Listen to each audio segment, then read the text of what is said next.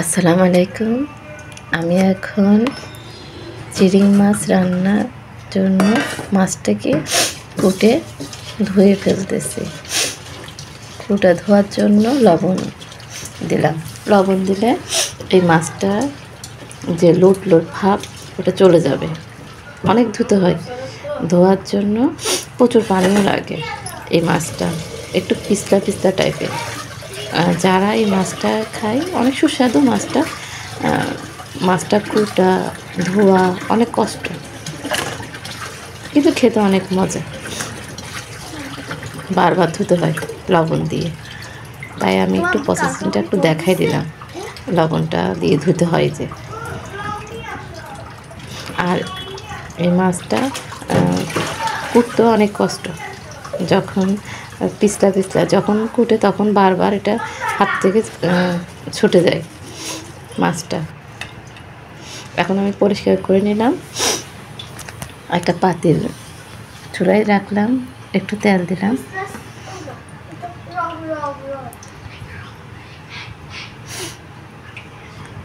তেলটা গরম হওয়ার জন্য অপেক্ষা করতেছি। তার মধ্যে একটু পেঁয়াজ দিলাম।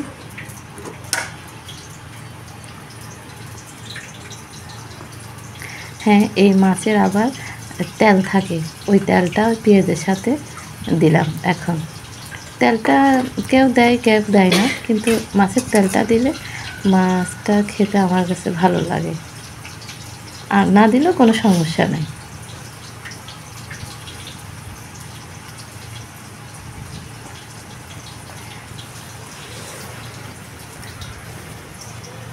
মরিচ দিলাম, কাঁচা মরিচ, একটু লবণ দিলাম,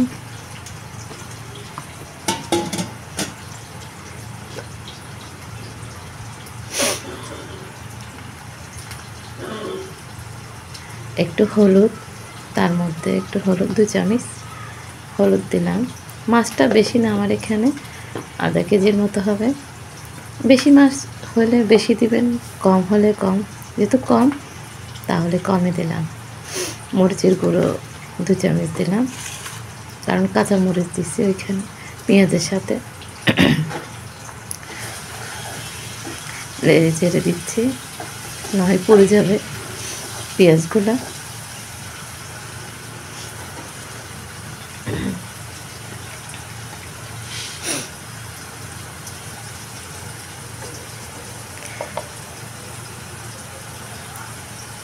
এখন অপেক্ষা করতেছি পেঁয়াজটা লাল হওয়ার জন্য। এর মধ্যে ধনিয়া জিরার গুঁড়িটা দিচ্ছি 2 চামচ। পেঁয়াজটা লাল হয়ে আসছে। এখন আমি চিংড়ি মাছটা দিয়ে দিচ্ছি।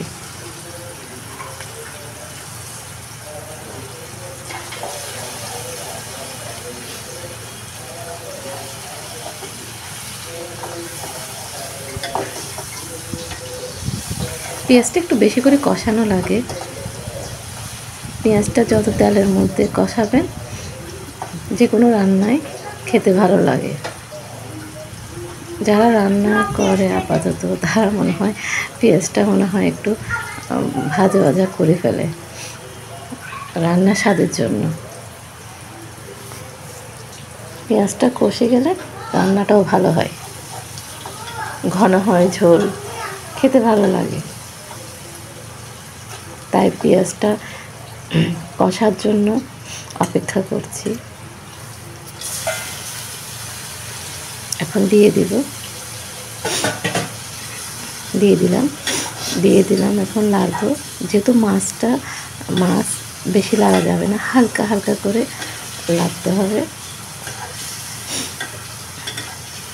মশলাগুলো যেন চারিদিকে লাগে, আস্তে আস্তে করে চারিদিকে যেন মশলাগুলো লাগে, সেভাবে করে আস্তে আস্তে লাগতাম।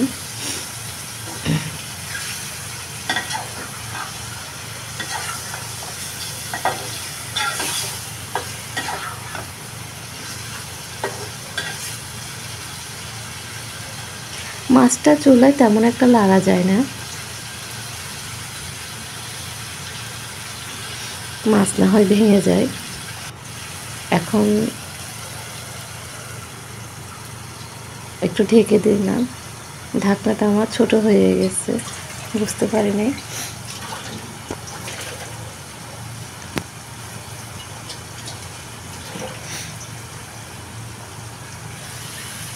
ঢেকে দিয়ে অপেক্ষা করতেছি মাছটা একটু কষার জন্য। এখন একটু পানি দিয়ে দিলাম, মাছটা যেন ওই পানিতে কষে।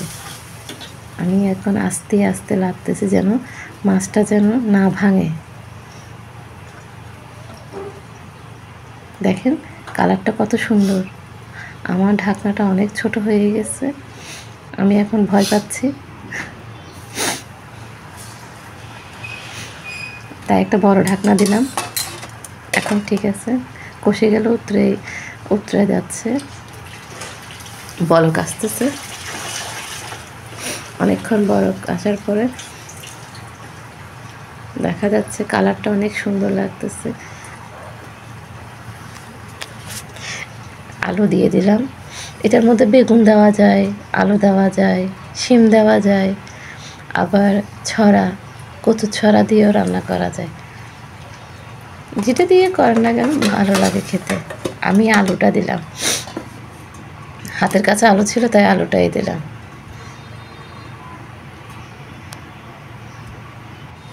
দেখিয়ে দিলাম আবার।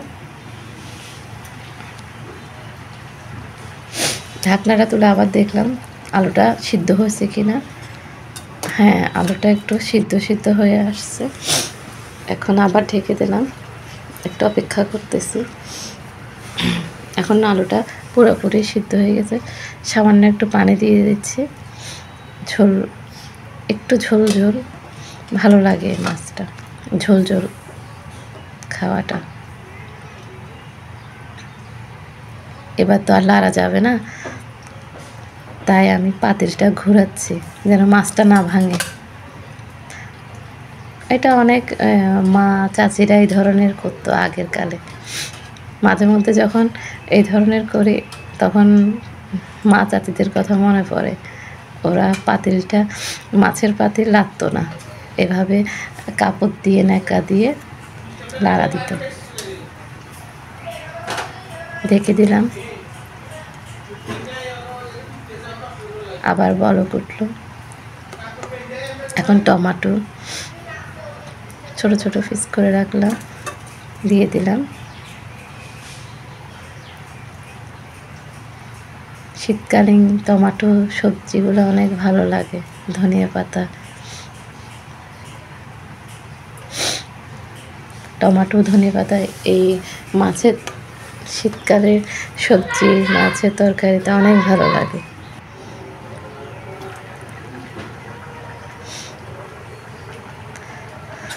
আল্লাহ হাফেজ। আপনারাও ট্রাই করে দেখবেন, খেতে অনেক মজা।